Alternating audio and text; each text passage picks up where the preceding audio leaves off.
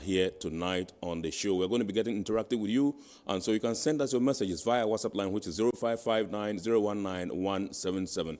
0559-019-177. We'll be glad to share your message with the rest of the world. Indeed, at the appropriate time, when I pick signals from my production team, we shall activate the phone lines for you to call in and contribute to the discussion. My name is Kennedy Mona. We are back after this break. Please stay.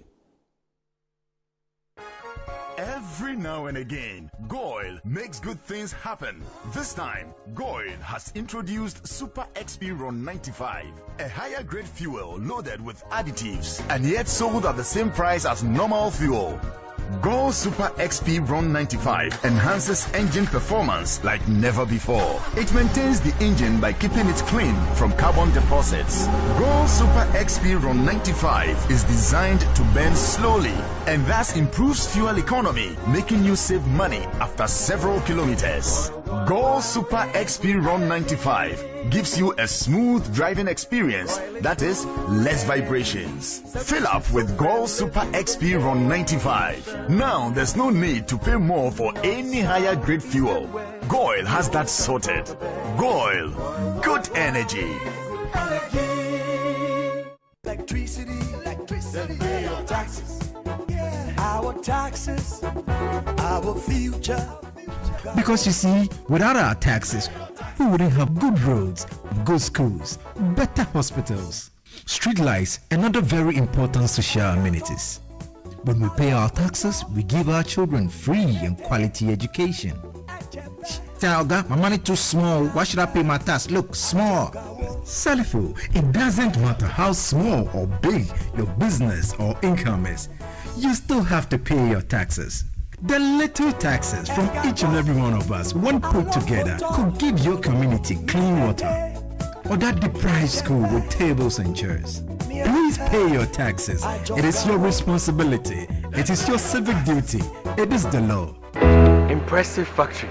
If only I had listened to you, I wouldn't have been in this mess. That devastating fire virtually wiped out the whole factory and my warehouse. Remember my misfortunes last year? Serene Insurance Asset All Risk Fire policy that I took were there to pay for my damaged stocks in the warehouse. And my machines that were affected by the floods have been replaced. My accident vehicle is back on the road thanks to Serene Insurance motor policy. Currently, my goods are on the high seas, covered with their marine cargo insurance policy. I was just telling Ajima about Serene Insurance. Oh, Ajima, tell him more. As a road contractor, I make sure I do my contractors all risk insurance for the projects and then workers' compensation for all the workers on site. With Serene Insurance, they will make sure they will cover your unknown tomorrow today. Serene Insurance, a new face of insurance. Call us now.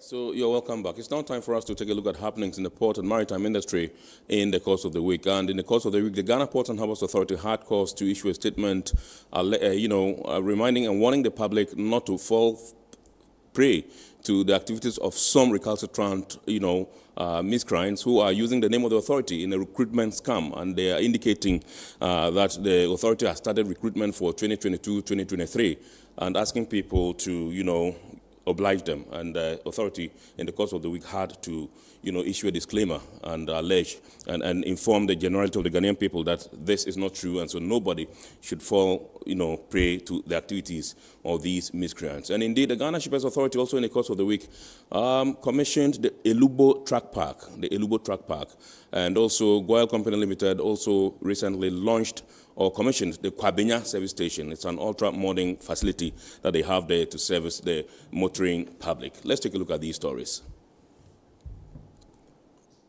Transit track congestion at the Lubu border and the Apasat parking of cargo trucks in the Jomoro Municipal Assembly has become a thing of the past, with the construction of the Lubu Freight Park.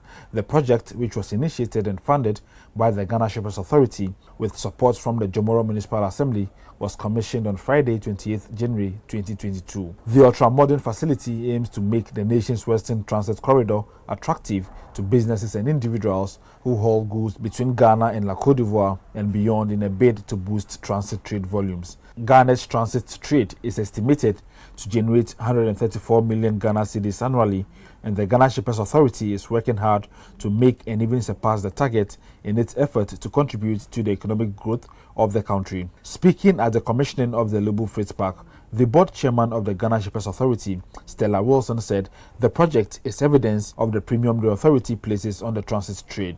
The Lubu Freight Park is expected to significantly improve transit time at the border and provide relief to hauliers and transit shippers alike, who are very important players in the trade value chain.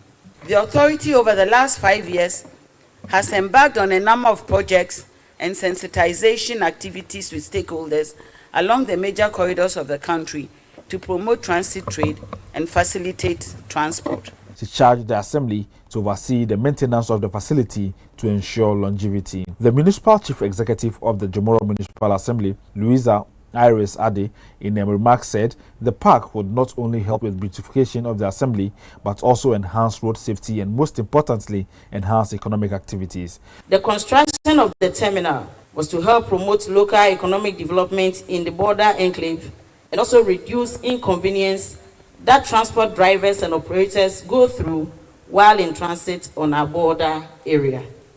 The Lubu Freight Park sits on a 2-acre land with a truck capacity of 40. It is designed such that trucks have ample space for entering, turning, parking and exiting. The Ghana Ports and Harbours Authority has cautioned the general public against the activities of some criminals engaged in a recruitment scam using the name of the authority. Esther Jebidonko, General Manager, Marketing and Corporate Affairs of GPHA, in an interview, said criminals have caused announcements to be made on various social media platforms alleging that the authority had begun recruitment for 2022-2023. She added that the said scammers further gave a number as a WhatsApp contact through which interested members of the public could chat Michael Luguji, the Director General of GPHA. We realized that the WhatsApp profile picture was our Director General's picture, which was there, trying to give the public the information as if it is a real WhatsApp number of our Director General. And so we realized that it was serious, and we quickly have to put up the disclaimer to warn the public. She stressed that GPHA has not caused any announcement via any medium to be made concerning any recruitment for 2022-2023, adding that its Director General does not own the contact number provided by the scammers. There's no way our Director General will be the one responsible for recruiting for the organization. So if you have any information directing you to contact our Director General directly, it is just wrong. So something should tell you it is a scam. She said the authority has laid down procedures for announcing recruitment opportunities and will do so through the approved channels when such opportunities came up. We're able to advertise, even though, obviously we don't advertise mostly with our name. We will advertise in the dailies, on our website, and yes, sometimes on some of the online platforms. Esther Jebidonko therefore advised the public to be mindful and cautious about such criminal elements who were out to dupe them.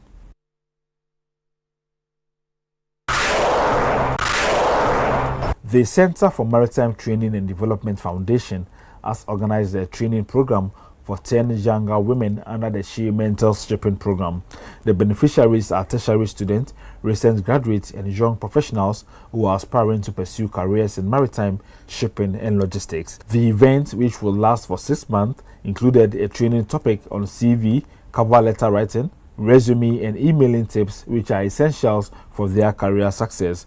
The mentees will also have the opportunity to intern with a shipping company to give them industry exposure. A panel of industry professionals, including the immediate past queen of Ghana's most beautiful, Nadede Boothwe, shared their career journey experiences and highlighted the significance of networking to their career growth. It takes education to be exposed to opportunities or be able to,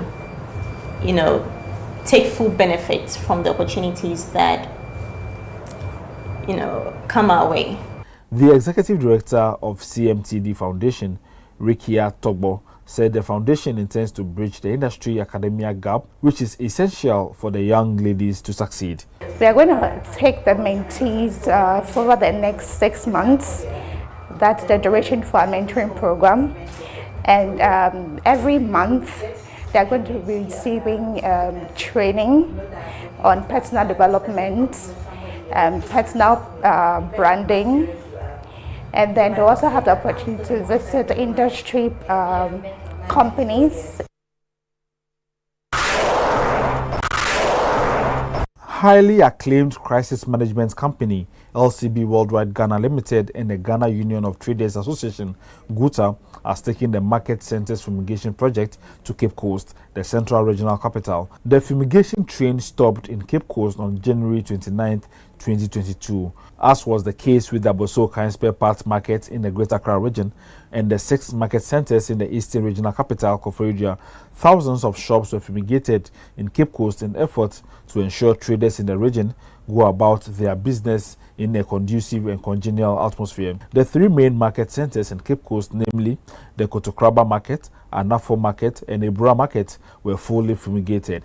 The Market Centers Fumigation Project is an initiative of the LCB Worldwide Ghana Limited in collaboration with GUTA, with the overarching objective of supporting government's efforts to quell the spread of the COVID-19 pandemic, and it is done free of charge as part of the corporate social responsibility of the company.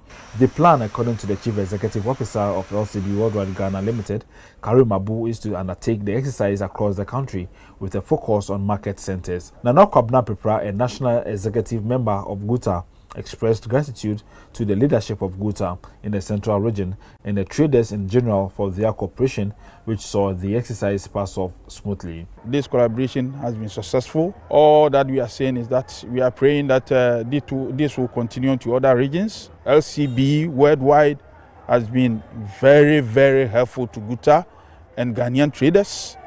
We appreciate them. We pray that all what they are doing in Ghana will be successful.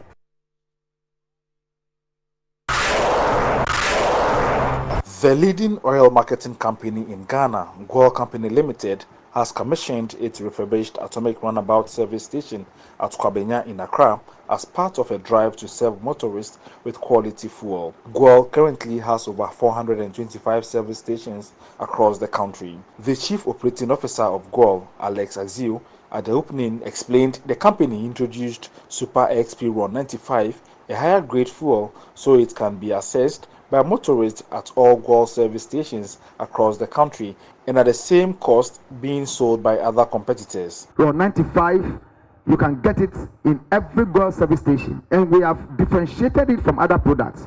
So you see that when you go to the pump, you will see that the Ron 95 is colored green, and the Ron 91 that others sell are colored red. Anybody who uses Ron 95 cannot testify or can testify to the fact that when they put Ron 95 into their vehicles, they see a great difference in their vehicle. He said Goil sells the lowest sulfur content diesel in the country, which ensures that engines of vehicles are prolonged. He appealed to the public to patronize the company's newly introduced electronic payment systems that ensure a cashless and comfortable customer experience. The group CEO and MD of Goil, Kwame Osei Prempeh, said Goil will continue to refurbish its service stations to serve customers better. Now we have over 425 stations in this country, service stations in this country. And our aim is to make all of them quality, standard, so that people who go there will get the real satisfaction, not only for our products, but for the environment. That's why we are putting up these first-class stations. Indeed, those of us who travel outside, we don't find, even in advanced countries, you don't find such stations easily. You find them on the highways where you can stop and rest, but we are putting up these stations to enhance the quality of service that God provides to the people. He said GOIL will continue to enhance its quality of service in addition to the quality of fuel it provides for motorists. The zonal manager south of GOIL, Helen Tremantin, said the Atomic Runabout service station will serve as a one-stop shop for the public. We've added non-fuels to it where you can get your stuff from the Go Cafe. We have modern lubricant service bay. We also have auto setter. The good news is that we've added restaurants to it. And we also have ATM, where you don't have to go far to get your money to buy anything that you want from here.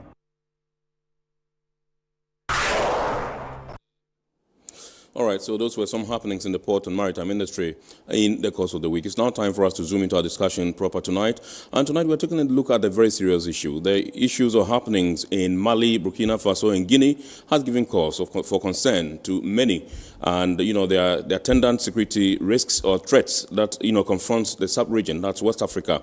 And we also all recall that recently, just last week, ECOWAS heads were in Accra, to deliberate on ways of finding a lasting solution to some of these issues. We're talking about the coup d'etats, in these three countries. And so tonight we're taking a look at the possible, impact of the security threats on cross-border trade in West Africa. I'm proud this evening to introduce to you Alhaji Seydou Idrisu Idissa. He is the Deputy Commissioner at the Customs Division of the Ghana Revenue Authority in charge of ethics and good governance. He is better placed and positioned to help us, unravel some of these threats that confront us as a sub-region in terms of cross-border trade. And so let me say good evening and welcome, Mr. Deputy Commissioner. Good evening.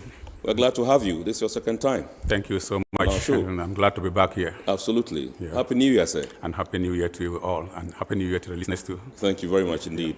So first of all, I want you to tell us what the current, security threats are, if there are any, that confronts us as a sub-region. Taking a look at what has happened in these three countries that I mentioned, Mali, Burkina Faso, Niger, and all that. Yeah, West Africa has not been a stranger to cross-border security threats. But since the new millennium started, we had thought that we're seeing a goodbye, gradually seeing a goodbye to, political upheavals in the countries. When we started democracy and then taking regional integration into greater heights. But unfortunately, we are beginning to get that aspect of coup d'etats or political change of government through military rule back into the system. And this is adding to already existing security threats because we already have maritime piracy, cyber security, drug trafficking, and inter-tribal wars, which have also sometimes come, and then extremism. Extremism that comes with its relevance. Sometimes it comes along with banditry and other things. Yes. So this is a new development and it's adding to the existing ones. So we need to look closely at its effect. I captured maritime piracy, I captured extremism. You mentioned about 4 of them. Which are the other 2 that you mentioned? There's still cybersecurity. Cybersecurity, absolutely. And then there is terrorism. Yes. Yeah. Okay. And terrorism. So let's take them one after the other. Let's talk about maritime piracy. What's the situation like in our sub-region at the moment? When we talk about maritime piracy, what really comes to mind, or what everybody thinks about, is the Gulf of Guinea. Yes. Those days it was, the Horn of Africa and, the other places. But this time the concentration has been on Guinea. Yes. Gulf of Guinea. Tell us about the situation. Maritime piracy has been with us for some time, and our Navy and other security services have been trying their best to curb it. But it continues to, rear its ugly head, and then it has taken a new term with bunkering of fuel, in addition to, so it has, increased the cost of doing business, because every ship that enters that is coming to our territories must, take security measures to protect the cargo from being attacked and the ship from being attacked. So because of that, it makes the cost of doing business in our sub-region a little higher than it would have been.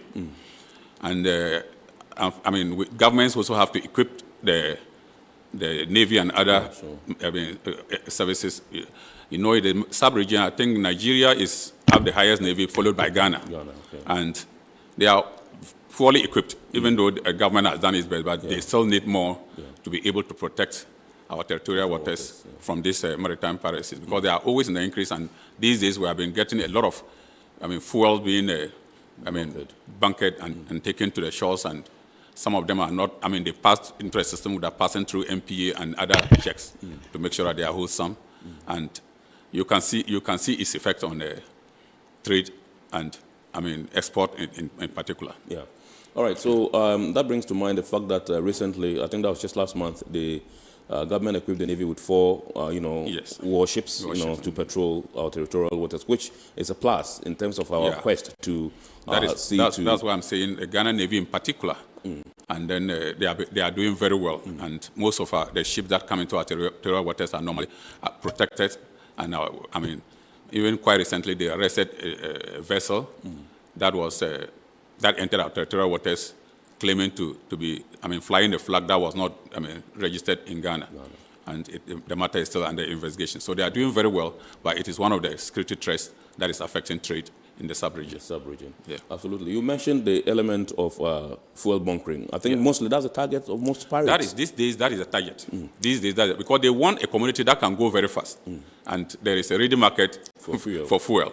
So they always do it and come load it into tankers at the beaches, and then they go to supply it at the fuel stations. And that accounts for some of the unhealthy fuel that we can find, and then the price disparities that we see in town. So it is a looming business right now, among the pirates and on the sea. Absolutely. All right, so let's take a look at cyber security. How serious is this trend or phenomenon? Yeah, cyber security is, especially with its effect on trade, it's quite serious. There are people who have, it affects what we call it, the purchase of goods outside. People forge, through the cyber distance, they are able to hijack, to invite people, collect their monies, and say they are supplying them with goods, and it turns out to be fake. Yeah. And then apart from that, they are able to present documents that look genuine, from bill of lading to other trade documents that look very genuine, and they are using it to defraud, people. Some are also posing as even agents of, suppliers and manufacturers, and also attracting people who believe them and then come in and send monies to them, and eventually they are duped. So it's a very serious, occurrence now in the trade atmosphere. Now, my understanding is that with cybersecurity, some of these miscreants are able to hack into the systems of the vessel and divert the course. They do of that. the vessel. Even the vessels themselves, they are able to hack into the vessels, divert the course to places where they were not going, and then take the contents away from and some, or at least some of the contents. Sometimes when they divert them into dangerous zones where they can overpower them. Yes. And it is one of the tricks that the pirates use. With the help of cyber security. They are also able to even hack into the manifest. Yeah. And sometimes the cargo manifest. Yes, cargo manifest. Wow. And sometimes that's where you are able to see everything. And they are able to know what the ship is carrying, and then they can pick their targets from it. All right. So this means that they have collaborators. It's kind of like an organized. Of course, it's an organized crime. So there's always collaborators, and sometimes we need to expand our, surveillance and then intelligence to be able to pick up those who are collaborating with them. Yeah. All right. So maritime piracy, cybersecurity, extremism, terrorism. Yeah. How do these threats affect cross-border trade? Yeah, these days, the world is an interdependent world. In fact, those days, even when we were children, we used to eat mostly food grown here. But these days, more than 70% of the food that we eat comes from outside. Yeah. So apart from the fact that we export, goods outside and then import majority of our foodstuffs and commercial items here. That is a fact. Yeah. Then these threats hinder the smooth flow of goods to and from Ghana. Yeah. And Ghana also plays a very important role in the ECOWAS transit routes. Yeah. So if they are affecting Ghana, they are indirectly affecting the other countries. Then with terrorism, even though we have not got the full impact, even though we are beginning to see signs of it entering, and our security services are trying to nab it before it gets worse. Yes. It is attacking our neighboring countries. Yes. And that is where some of the goods are being sent to. So if there is trade insecurity there, they cannot receive goods or they are being displaced. You can imagine the effect it will have on trade in general. Yes. So whether we are attacked physically here or our neighbors are attacked, we will still feel the impact in trade, because our ports and our exit points serve as routes for both our imports and then exports. Now, what's your assessment? You are with the good governance, ethics and good governance, and I know you've worked a lot on this e-tracking, you've worked a lot on, security and all that. What's the current state of our cross-border trade within the sub-region, West Africa? Luckily enough, we haven't yet, we haven't yet experienced any effect of these things directly on our, on our cross-border trade, to the effect that we start losing, seeing reduction in trade volumes. But we are countries that are targeted by our our trading partners. We are targeted because of this conflicts and extremism and this, and they bring in, and then the drug trades, goods coming here or coming to Ghana or going out from Ghana are scrutinized. More than they normally would have been. Yes. Because they feel that they may be concealments of arms and drugs in them. And the West Africa continue to be the hub for illicit drugs from Southeast Asia, which come through here to Europe and the Americas. Yeah. And it has been a very serious hindrance to the smooth flow of trade from here to that place. And also we are also the recipient of arms and ammunitions, which fuel these bandits. Yeah. And they pass it through our transit routes. And we have to speed up our checks, because currently the way we check our goods may not necessarily detect some of these things that we're talking about.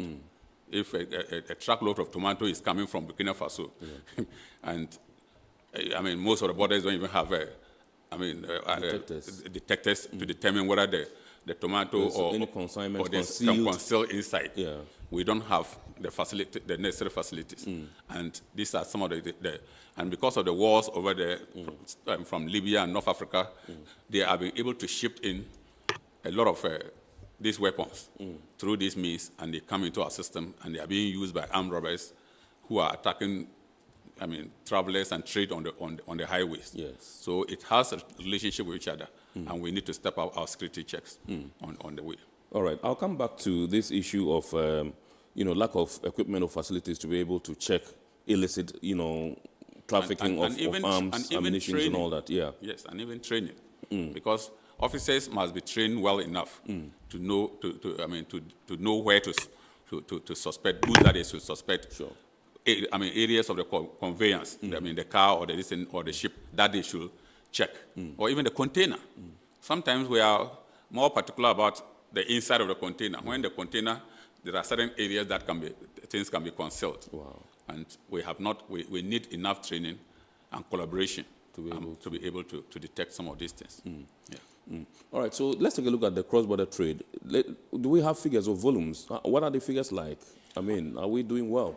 Oh, generally, interstate, trade between the West African states. Yeah.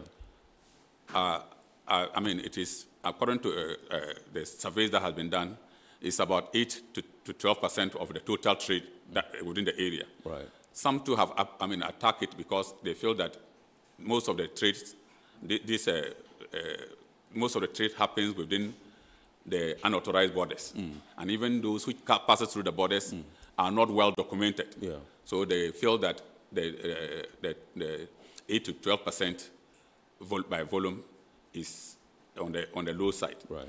But our trade with the outside world, Europe, US, and Asia, are well documented, and it takes more than 75% of our the volumes of trade. Right. Yes. Okay.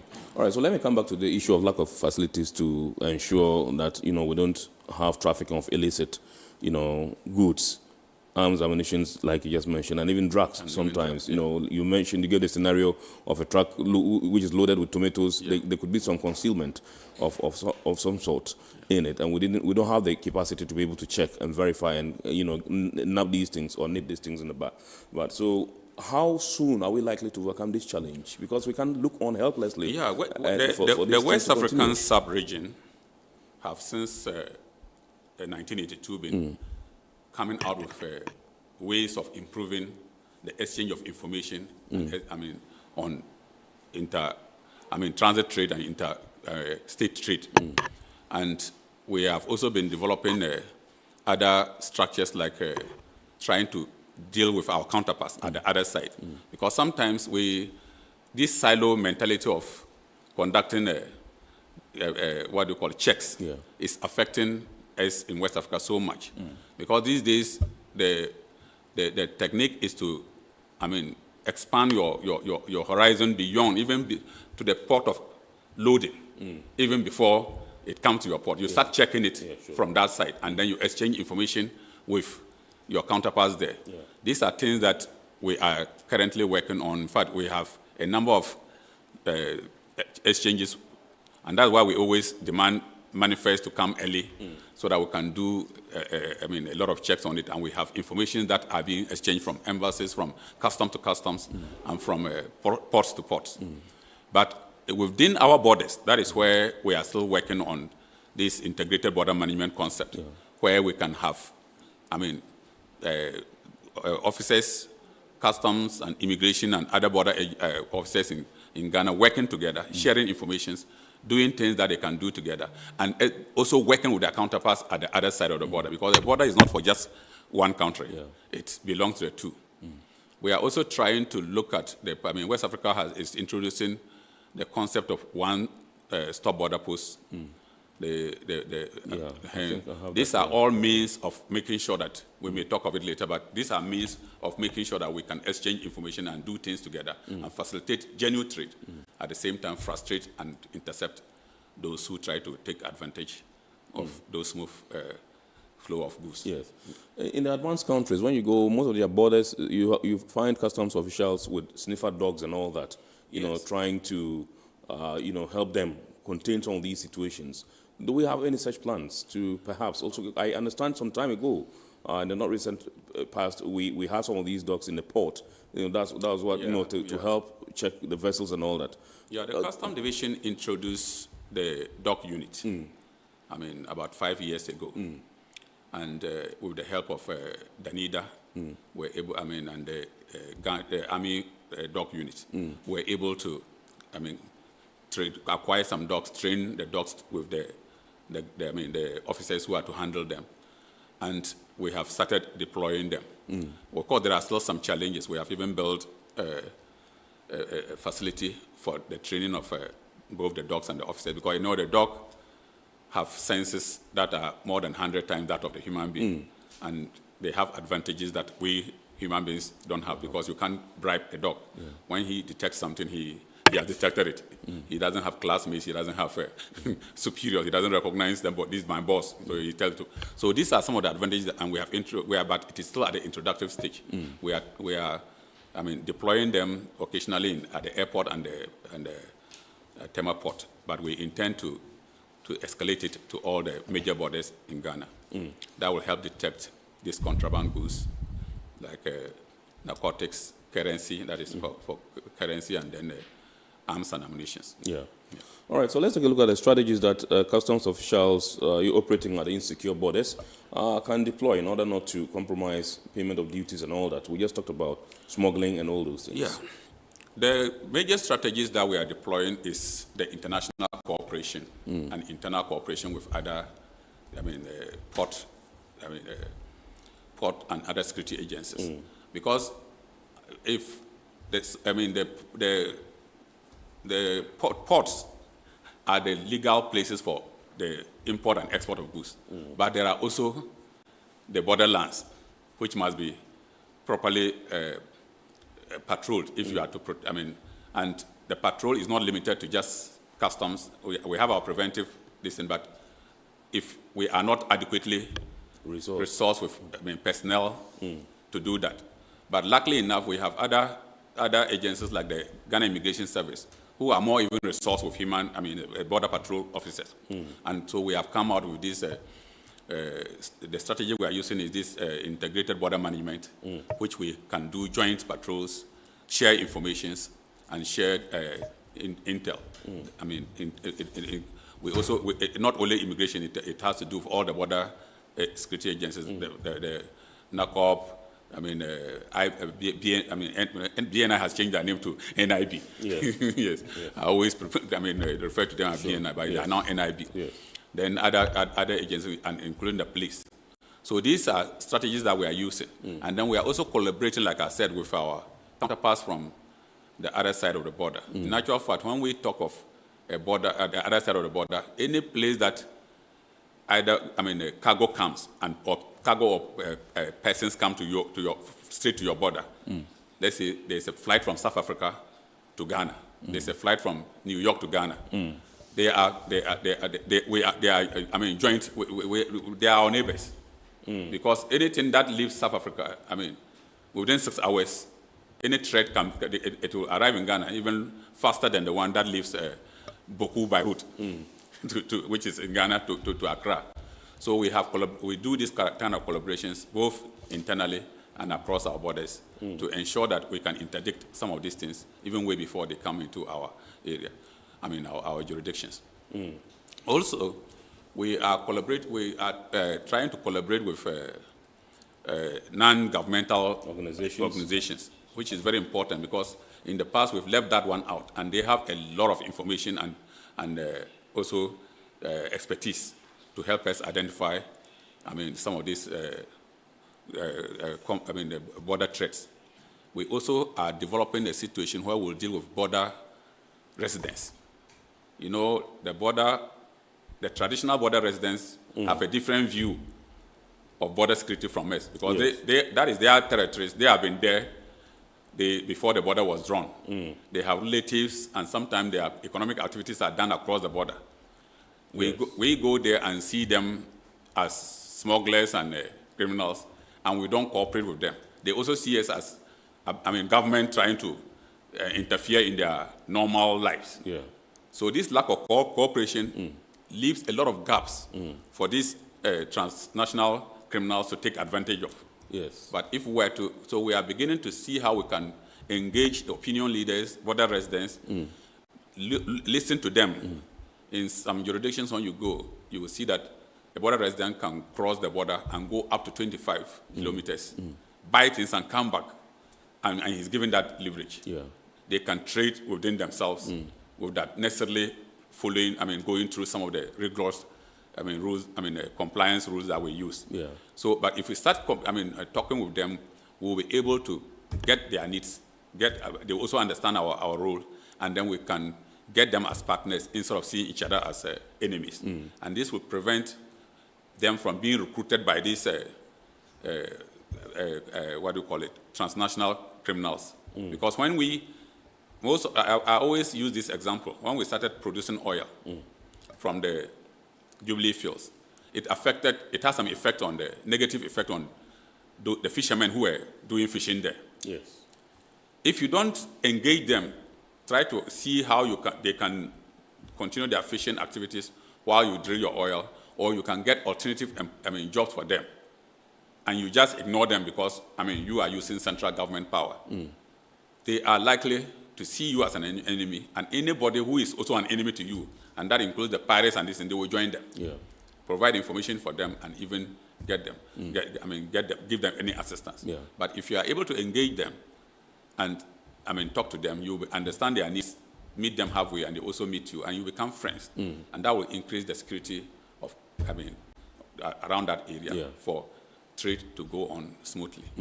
You mentioned the issue of cooperation between the officials of customs at the borders and then residents of the borders, and that was actually one of the questions I wanted to ask you, whether there indeed is that peaceful coexistence between them, where you can have residents volunteer information to customs officials, to help them curb this trend of smuggling and other illegal acts in our borders. Yeah, there is some element of cooperation, but there's a room for improvement. So far, what we hitherto were only enticing those who want to come to us for a reward. When you arrest them, you give them a reward. Some are not interested in that. Some are genuine people who wants to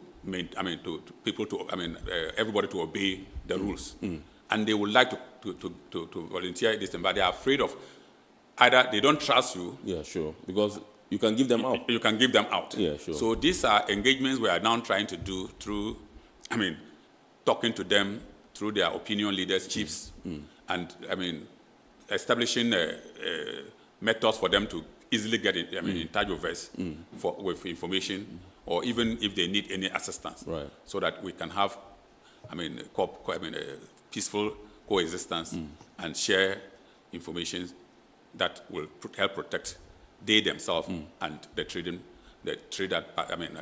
and passengers that pass through the borders. So it is an engagement that we are doing under the Integrated Border Management. We have set up a team of who are coming from the public relations of all the security agencies, and they have got a team that have come out with a plan that we are going to roll out in all the border areas that will help enhance this. I'll come back to my other questions, which basically will be centered on the capacity building and training for customs officers at the borders, and indeed whether these officers that are manning these borders are actually motivated. But let me find out from you. Give us some more details about this integrated border management system that you are talking about. Yeah, you mentioned it several times in your submissions. Yeah, I've mentioned it because it is one of the modern methods of border management. Border management is not a one agency. The duty of one agency. Yeah, you have the immigration, you have customs. You have. Let's take Tema. Yeah. The port authorities are there. Yeah. GPHA. Absolutely. They have terminal managers. Yeah. We have immigration. We have national security. We have customs. We have narcotic control board. Food and drugs board. Standards Authority. All of them have a role to play in managing the border. So, and all of them have laws that establish them. But the laws that establish them just define their rules and their functions. Absolutely. With that, actually thinking of how they overlap each other.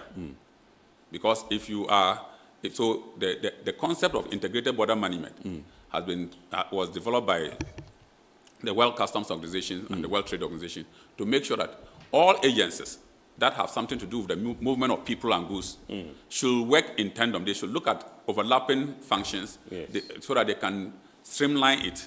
Some they can do together, some they can allow others to do on their behalf. Some, and then they can coordinate and make sure that the free flow of information that will enable those who are complying, both passengers and goods, traders who are complying, to move smoothly. At the same time, they can interdict those who want to abuse the system. So it is a concept that we started with the help of the U.S. government. And we had gone far. We had come, because of when you are going to do it, there must be government, government must buy into it. If government doesn't buy into it, it cannot work. There's no way to work, And the current government had, supported it, and the national security is supporting it with and we had gone to draw a memorandum of agreement between the various actors. Because just to cooperate, because our laws... Memorandum of understanding. Yes, because our laws, our current laws do not sometimes tell us that we should coordinate with each other. Meanwhile, when you are there, you realize that practically you have to. Yes. So we have done this thing that says that we should share information, we should work together. We can share facilities, even because sometimes you go somewhere and then you have enough facilities and others don't have. You must share it, and I mean, do our operations together. And it has both the national and the international aspects of it. Like I said, while you are cooperating here, if you don't cooperate with your counterparts at the other side, you will still have some challenges. So it is one of the methods we are using to make sure that movement of goods and people across borders are smooth, and then at the same time, it meets the security needs of the countries involved. All right. So tell us about efforts you are making to ensure that officers that are manning these borders that we're talking about are well trained, they receive training, they receive capacity building, they are well motivated in order to deliver. Yeah, it is an ongoing thing because generally we have identified a number of constraints that the officers are having, and under this program, and even the individual, the agencies have their own training. But we feel that there are certain modern trainings, like I said. When I always use an example, when we were joining customs, the training was that every border resident is a potential smuggler. Yeah. That was the perception they gave to you at the training school. So if you see somebody, every trader, you feel that a trader is looking for ways to, beat the system. Yes. So you see him as a potential... Mr. Deputy Commissioner, if you could draw your microphone close. Yeah, you see him as a potential smuggler. Yeah. But with modern tools and training, we have realized that no, most of the traders will like to comply if you make it easy for them to comply, and if they know what they need to comply with. So these days at training, we tell people that, look, every trader is a potential ally instead of a smuggler. Yeah. Because with adequate training, we must engage them. We must train officers how to engage them, how to help them to comply. Yeah. We have established units that can help traders and agents to make it easier for them. So these kind of trainings, and then like I said, we also need to provide certain logistics. These days we have technology has come a long way that you can detect a lot of things without necessarily doing physical examination. You can detect whether there's concealment of certain things by the use of canines, by the use of technology. Yeah. And these are some of the things that we are trying to make sure that all the border agencies are trained and equipped with those things. And how soon is this? Oh, it is ongoing. For instance, as we are talking under the agreement we are doing with the U.S. government, they have brought us some equipment that will help us set up joint operation centers where we'll be exchanging, all the agencies will be meeting to exchange, to do joint operations and then exchange information. They have brought us some equipment which we are yet to distribute. They have also brought us some of these mirrors that you can use to look under the truck and see whether there have been certain concealment. And we have to train the officers of the use of it before we hand it over to them. So this is an ongoing process, but a lot has to be done because we are moving from one system to another, and we need a lot of training to make sure that officers are abreast with the modern methods because we want to make sure that they don't interfere so much into the privacy of passengers and cargo, but at the same time are able to get the information that they need. Yeah. All right. So we're talking about Burkina Faso, we're talking about Mali, we're talking about Guinea and the security threats that they pose in terms of possible threats, impact on cross-border trade. And I want to find out from you, candidly, should we have cause to worry? Yes, because governance has a direct relationship with security. And these days, the West Africa as a sub-region is an economic union. Certain, protocols have been passed and rules, procedures put in place for trade, to facilitate trade. But normally when there is these coups and, they pay attention to regime survival rather than implementing some of these, for instance, even the coup has made ECOWAS to suspend, let's say, Mali. This suspension means that all the cooperation you were doing will have to come to an end. And it is just not Mali. Some of the goods pass through Mali to other places. So it will definitely affect trade. Yeah. Some of the investments that they were doing, to facilitate trade, will come to a standstill. Yeah.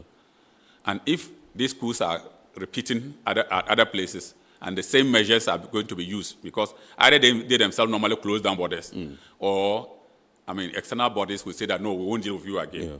It will have an effect on trade. Absolutely. And secondly, it creates insecurity sometimes at certain regions, and especially the rural areas. And you realize that government security presence at those places are very limited, and people take advantage of it. Yeah. And, interrupt trade. You will see bandits blocking roads. You will see them attacking businesses. Yeah. So it will affect production, it will affect distribution, and it will affect the movement of goods. So these are potential threats to, trade. Yeah. We must be thinking of it and looking for alternative ways of handling it. Either the political way at the sub-regional level and even the AU level, and what do you call it? The United Nations level is there. But we must also be looking at practically what we can do on the ground to make sure that trade is not adversely affected by such happenings. Some of those things is what I was talking about. If you have collaboration with others, even if there is danger, there's no need to let the goods go there before you. The danger, it is attacked or seized by some people. And you can identify an alternative route to send the goods. Yeah. Yes, and those alternative routes also come with these challenges. Absolutely. That was one of the questions I was going to ask, because there are others who think that with all these threats that are being posed by happenings in these countries, they probably could be the development of new trade routes that could probably be the panacea to cross-border trade. It was one of the questions I was going to pose to you. Yes, I think development new trade rules can only be temporal, in the sense that the existing trade, nobody forces a trader to pass through a trade route. He chooses the trade route that is more direct and more cost-effective to him. If there's a threat on that route and you decide to, let's say, lift the goods by air instead of by the road, because most often the airports are more secured. If you want, and the harbors are more secured. So if you want to lift the goods by air, it will come with extra costs. And some goods, by the nature of them, either by weight or their volumes, it is difficult to do that. So it can only be a temporal thing while we look at other solutions to the normal trade routes. Otherwise, if it is an idea that will be considered immediately, because if you are, for instance, if you are passing through Paga, and there is, insecurity at the Burkina side, and you can pass through Kulongungu, it is something you can do until the insecurity is arrested. If that is a different trade route. But it also means that using other means of transport, the conveyance can change. Instead of using trucks, you can use planes. Right. But it also comes with other challenges.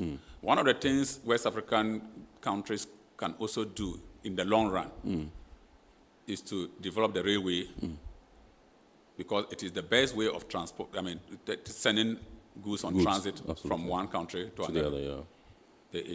When the goods are loaded onto a train and it is destined for a particular country, filtrations and diversions are... You avoid all those. Yes. And that is one of the things that other, trade unions, trade associations, countries that have come together, have been able to use. If you go to East Africa, they have used it effectively. Right. And it has solved most of the challenges that we are talking about. Because if it's a train moving, it is easy, it is carrying a whole lot of goods at one time. And it is easy to monitor and make sure that it is safe than individual lorries moving at their own time. So these are some of the things, but it is a long time something, and we urge the West African countries to look at it, because it will aid the movement of goods across the countries. Right. Yeah. All right. So this is Iron Port here on Metropolitan Television, and tonight we are discussing the security threats in West Africa, in our sub-region, and the possible impact on cross-border trade. With me in the studios during the discussion is Deputy Commissioner of Customs Division in charge of Ethics and Good Governance, Alhaji Seydou Idrisu Idisa. We're going for a quick break. We'll be back shortly. Please stay. Every now and again, Goil makes good things happen. This time, Goil has introduced Super XP Ron 95, a higher grade fuel loaded with additives and yet sold at the same price as normal fuel. Goil Super XP Ron 95 enhances engine performance like never before. It maintains the engine by keeping it clean from carbon deposits. Goil Super XP Ron 95 is designed to burn slowly and thus improves fuel economy, making you save money after several kilometers. Goil Super XP Ron 95 gives you a smooth driving experience, that is, less vibrations. Fill up with Goil Super XP Ron 95. Now there's no need to pay more for any higher grade fuel. Goil has that sorted. Goil, good energy. Electricity, then pay your taxes. Our taxes, our future. Because you see, without our taxes, we wouldn't have good roads, good schools, better hospitals, street lights, and other very important social amenities. When we pay our taxes, we give our children free and quality education. Talga, my money too small. Why should I pay my tax? Look, small.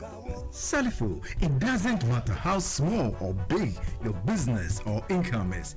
You still have to pay your taxes.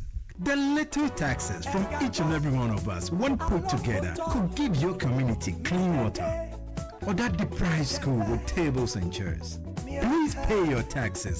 It is your responsibility. It is your civic duty. It is the law. Impressive factory. If only I had listened to you, I wouldn't have been in this mess. That devastating fire virtually wiped out the whole factory and my warehouse. Remember my misfortunes last year? Serene Insurance Asset All Risk Fire policy that I took were there to pay for my damaged stocks in the warehouse, and my machines that were affected by the floods have been replaced. My accident vehicle is back on the road thanks to Serene Insurance motor policy. My goods are on the IC, covered with their marine cargo insurance policy. I was just telling Ajima about Serene Insurance. Oh, Ajima, tell him more. As a road contractor, I make sure I do my contractors all risk insurance for the projects, and then workers' compensation for all the workers on site. With Serene Insurance, they will make sure they will cover your unknown tomorrow today. Serene Insurance, a new face of insurance. Call us now.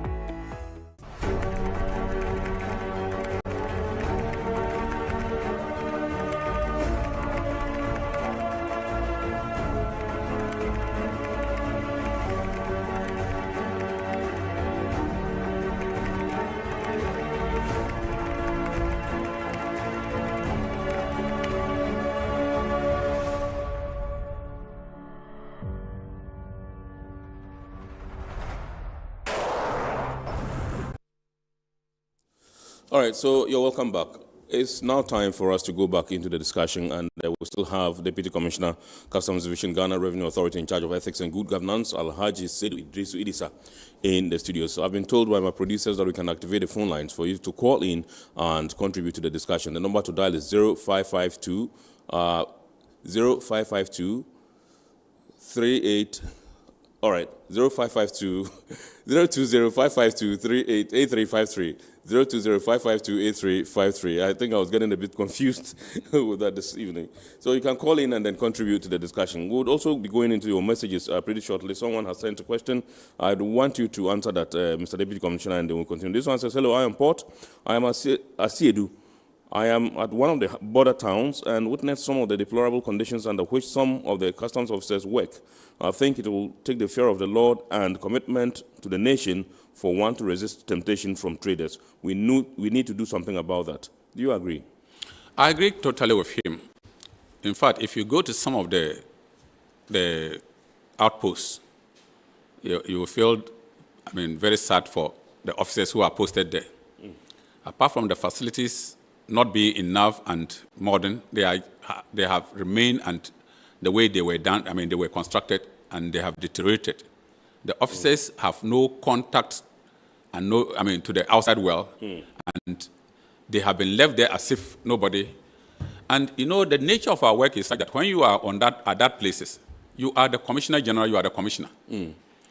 Because you take decisions on the spot that are supposed to be taken, by the decision. And if you are faced with those kind of challenges, it has security implications.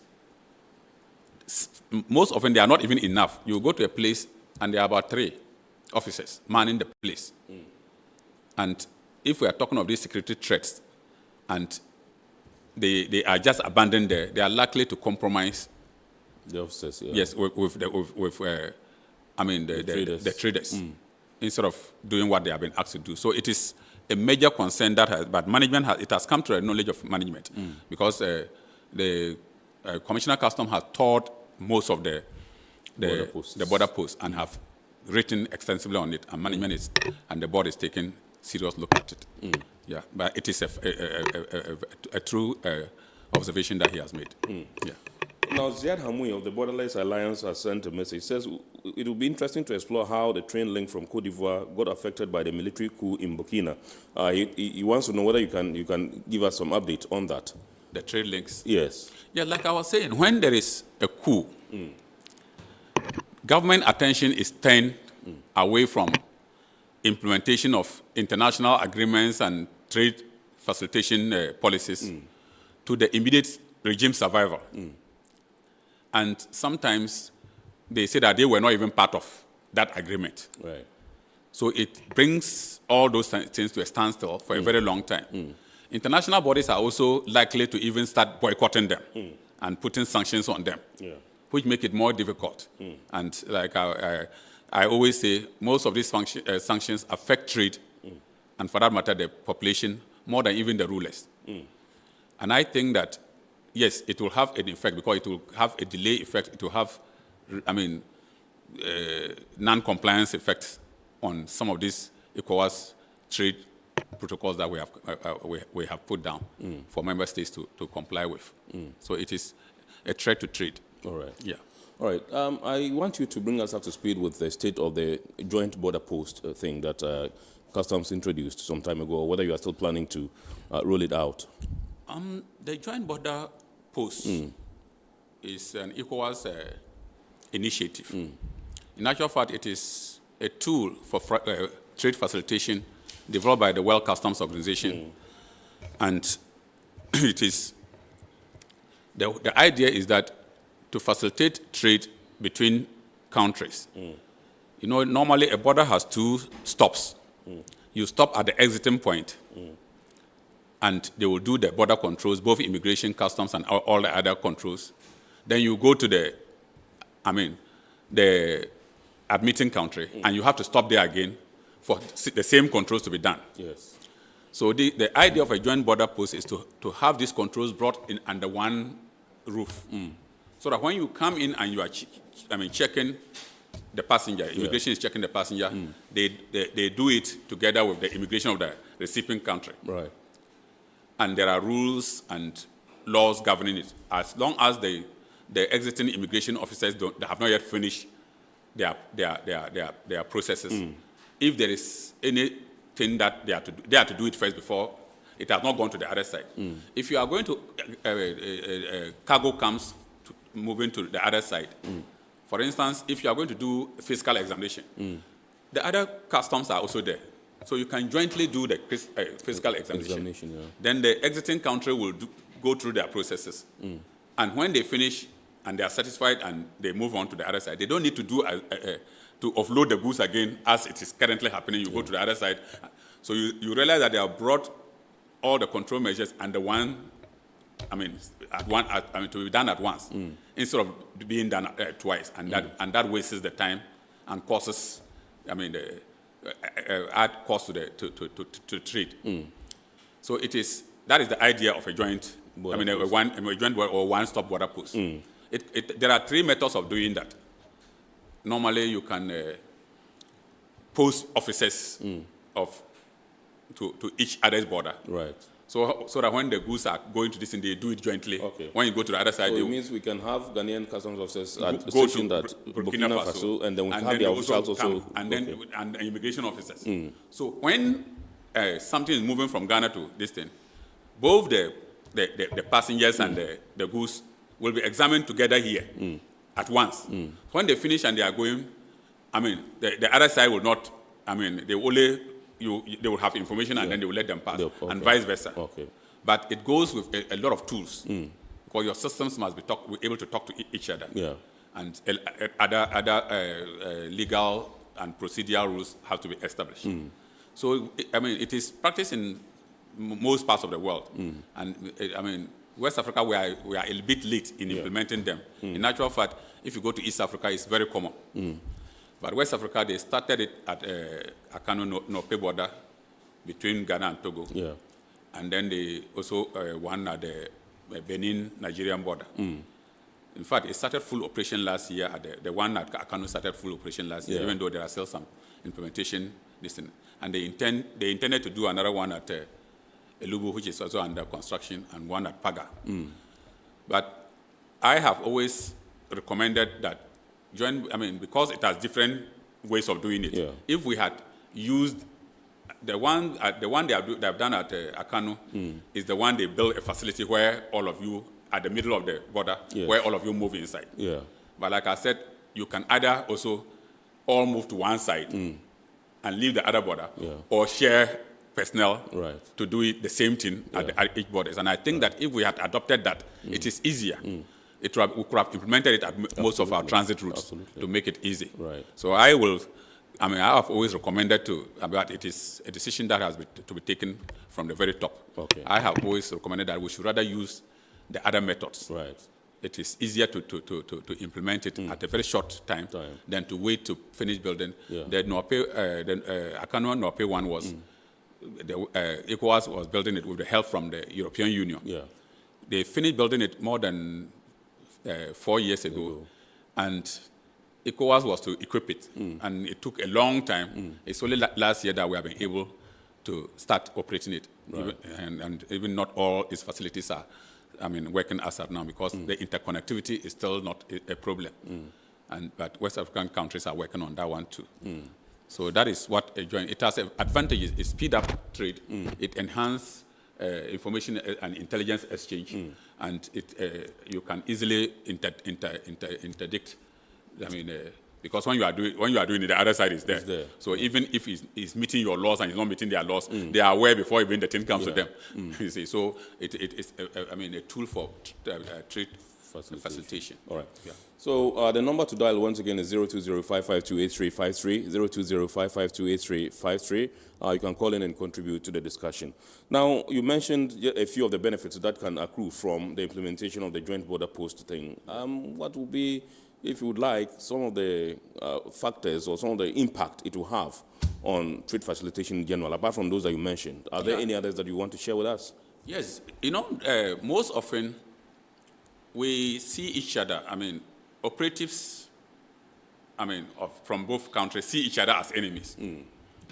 We believe that, our rules are not the same.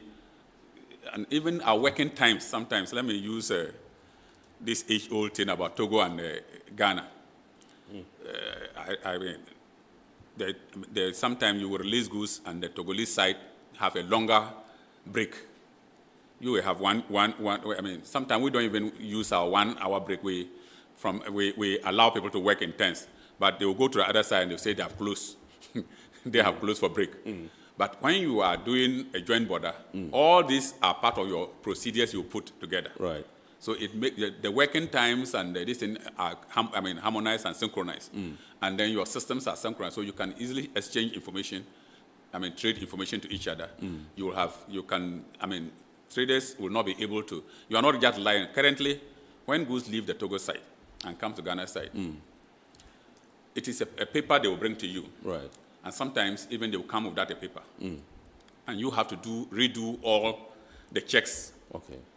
But the joint distance calls for your system to be connected to each other. Right. So the moment you have already done, you finish and you you click the button, the thing goes to the other side. He only looks at it, and he is able to satisfy all the columns that he needs to check. Right. And then it goes. If there are loopholes, you are already giving a hint before even the trader personally comes to them. Right. It also encourages the movement of all, people and goods very easily, so that it looks like I don't know whether you've ever traveled between Canada and it does not, like I said, it's not just even on you can even do it at the airport. Right. Canada and the US, when they check you in at Canada and you get to US, it's like traveling from here to Kumasi. Yeah. You just pick your bag and you start going. They won't check you again because they have met, the checks at the Canadian port has met all the requirements and that can be done. So joint border posts can be done in several ways, and it encourages trade and travel among nations, and it also enhances security and protect the countries from, all sort of terrorism and trafficking of commodities. Yeah. Okay, this message says, good evening, this is Pokuya from Tema. Please ask your guest how we can balance the facilitation of movement of legal persons and goods to enable the country to benefit from the open relationship with the rest of the world, and at the same time preventing the situations that threaten the security of the state. Yeah, I think that's just what we were discussing. It is through the advanced knowledge that we get from this cooperation. When you exchange information from security agencies from one side of the border to another, you can easily, determine the danger even before it lands. Yeah.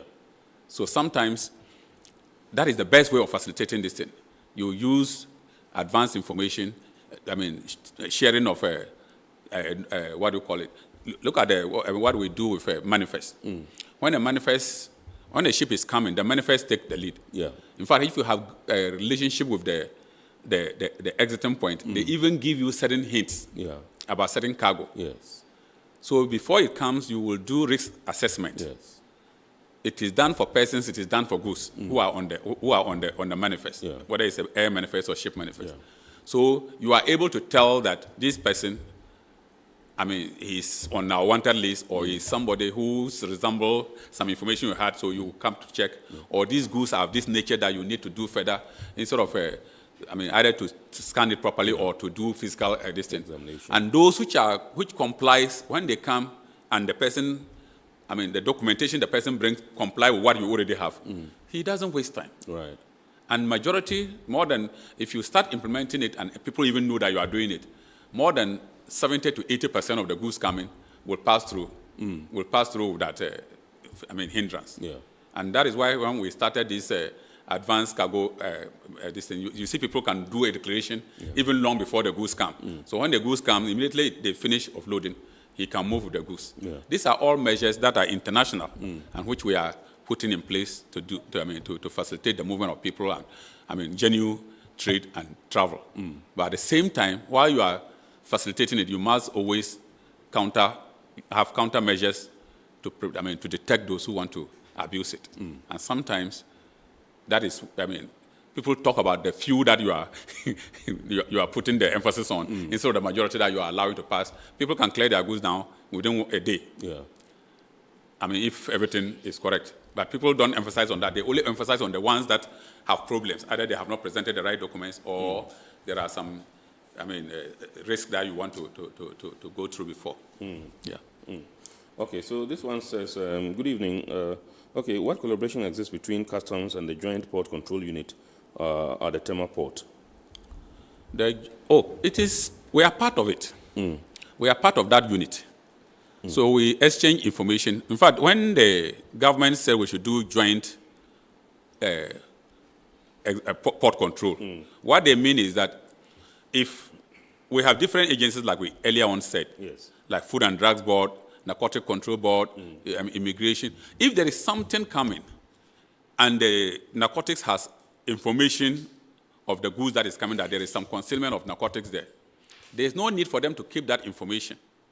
Wait for customs to finish all their processes, then they will intercept it to also go through and see. We can do jointly. They can just inform us, and when we are doing the examination, they will be there. Okay. So anybody who has an interest, he makes it known to other partners before you do, so that you will do it. The aim is that it is a suspicion until you, allegation until you prove it. So do it together. If you are able to get it, then you put the preventive measures and security procedures in place. Yeah. So we are part of them, and we collaborate, hand in hand with every other agency there. Yeah. All right, can you please help us with a list of the major borders we have in our country where we are very active? Oh, we have about 55 borders, where it is open. People can come in and go out through the processes laid down. Of course, we have major borders, which are about 5. That is what do you call it? Aflao, Elubo, Paga, and then when you go to the what do you call it? The Western region, we have is it the Enchi side? Yes, you have. We have, but there are plenty other borders that you can pass. They are illegal for you to pass through, but they are about 54. 54, yes. 55. Yeah. Okay. Yeah. All right. So the last time we had a discussion with the president of the Ghana Institute of Freight Forwarders, Mr. Eddie Akron, he raised an issue which is of concern to them, and he was not happy with attempts by customs to move some of the operations at the Aflao border to Akanu. What is the story? What is the issue? Like I told you, the Akanu border was built with the aim of moving. It's as a one-stop border post between Togo and Ghana. And if you are familiar with Aflao border, it is part. It is, in fact, we have always been warning, and if you go to security meetings, they've always been warning that it is a time bomb because it is in the middle of the town. Yeah. And apart from that, there's even currently there's even a, what do we call it?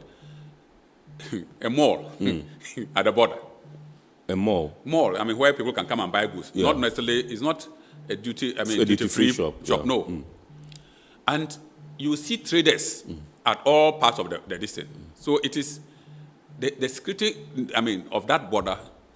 If a terrorist want to attack Ghana, we think that is one of the areas that they can easily attack. So the aim, when the concept of the one-step border post was being built at Akanu, Akanu is just a few distance from this thing. And we intend that all the transit distance should pass through there, and commercial imports should pass through there, so that only head loads and passengers can be passing through Aflao itself. That will reduce the security risks of the Aflao border distance, and also facilitate the movement, because, like I said, one stop border post is supposed to facilitate movement of goods and people. So if we have built it, and it's just a stone throw from this thing where everybody can go there, why do you insist that you want to go through Aflao border, which is still using the traditional border, two stops border? So the advantages far outweighs the distance. But people always resist change. Even if the change is for good, they resist it. Unless they move there after some time, they will see that it is for their betterment. So the point he raised, which he made forcefully, was that Aflao is Aflao because of the activities of the traders and all that. And he thinks that if you take these operations out of Aflao to Akanu, it's going to leave the place a ghost town. That was exactly what he used. I don't think it will. Aflao will not be, like I said, head loads will still be allowed to pass there. Passengers will still be allowed to pass there. It is the passengers who buy the goods that are being sold along the routes, not the transit goods that is passing there. And most often, yes, every decision you take, there are some issues that will come out from it. It may temporarily affect certain businesses, but it will also open up the same businesses along Akanu, and people can relocate and do that business there. If it is not, and Aflao will be more decent than before. I don't think it will affect. It's just because people resist change. Okay. it's like when the road was being constructed from the Kumasi road was, and some places it had to dodge certain towns. Yeah. There was that complaint, but those towns are still, doing businesses. Yes, they are still active. Right. It's just that, people will resist change, but it is for the betterment of trade. The idea is to facilitate trade. Aflao, there's so much congestion. In fact, Aflao, if we examine goods and they have to go to the Togo site, they don't have space for the cars to park. Right. The Togo customs. So sometimes they leave it at our site and come back to do it.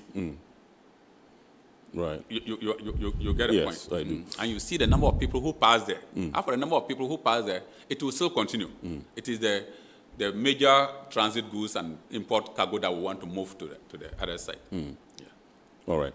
So I want to find out from you, have you started implementing this particular, directive of moving some of the operations from Aflao to, you have started? Yeah, it has started. When did it start? It started gradually because we don't want to make it, it started last year, like I said, but we don't want to,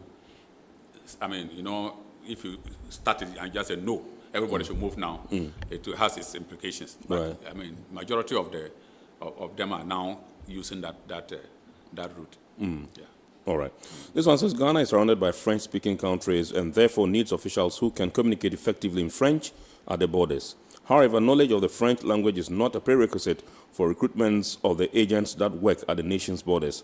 It does not also form part of their training programs. This can become a means used by traders and travelers to manipulate them.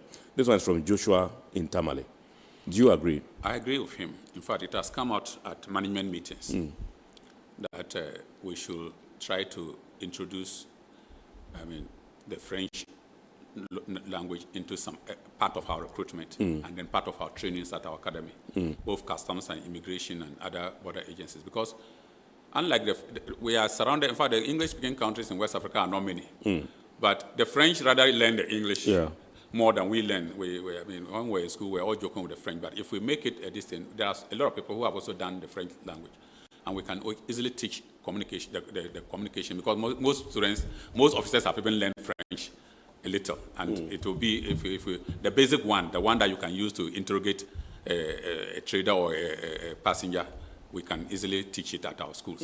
So it is one of those which has come up and is being considered at the trainings by management. Yeah. So all right. So we shall be wrapping up in the next 2 minutes. I just want you to bring us up to speed with the situation of our tracking devices, and all the issues of diversion and all that. How far have we come? Because I know you have been very active, in this area. Well, the tracking devices have brought a lot of advantages, but there are complementary things that should go with it that are not sometimes available, which have some challenges. But we are doing our best with it. Diversion have actually reduced, but it still occurs. The issue is that most of the devices, it relies on connectivity, internet connectivity, and sometimes, connectivity breaks. Yeah, sure. And then currently we also use devices that are, I have advocated this and I know management is looking at it. It needs a policy. The World Customs Organization insists that transit goods in particular should not be carried by loose cargo trucks. Containerization of cargo. You mentioned it the last time you were here. I mentioned that time, and I still think that it is the best way of helping in facilitating transit trade and also checking abuses. Transit trade, all goods going on transit, at least most of them should be in containerized cargo. It is easy to use the tracking device on the doors of the containerized cargo and monitor it effectively, then tying ropes around the goods on the loose cargo and putting this in there, because sometimes they cut the ropes. We have arrested, we have done, currently my unit does investigations, and we have had situations where people have removed these transit devices. They have not tampered with it. Yes. Because it is on the loose cargo. They will just cut the ropes that are that they've tied to, put it in OSA, or even sometimes they are private cars.